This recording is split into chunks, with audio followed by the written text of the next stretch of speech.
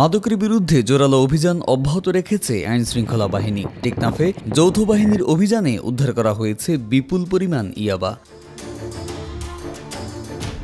কক্সবাজারের টেকনাফে সোমবার ২৪ ফেব্রুয়ারি রাতে কোস্টগার্ড ও র্যাবের যৌথ অভিযানে ২,১০,০০০ পিস ইয়াবা উদ্ধারের পাশাপাশি ৫ মাদক কারবারিকে গ্রেপ্তার করা হয়েছে। গোপন তথ্যের ভিত্তিতে কোস্টগার্ড ও র্যাবের সদস্যরা টেকনাফের সাবরাং 0 পয়েন্ট এবং খুরের মুখ এলাকায় অভিযান চালায়। সেখানে একটি কাঠের বোট তল্লাশি করে উদ্ধার করা হয় ১০,০০০ পিস ইয়াবা। এছাড়া খুরের মুখে বস্তাবন্দি অবস্থায় পাওয়া যায় ২ লাখ পিস ইয়াবা।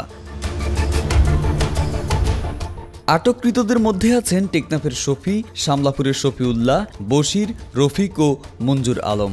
এর মধ্যে শফিউল্লাহ সাবরাং এলাকার চিহ্নিত মাদক কারবারি। কোস্টগার্ডের মিডিয়া কর্মকর্তা লেফটেন্যান্ট কমান্ডার সিয়ামুল হক জানিয়েছেন, গোপন সূত্রের খবরে তারা এই অভিযান চালিয়েছেন। আটককৃতদের বিরুদ্ধে পরবর্তী আইনি পদক্ষেপ নেওয়া হচ্ছে।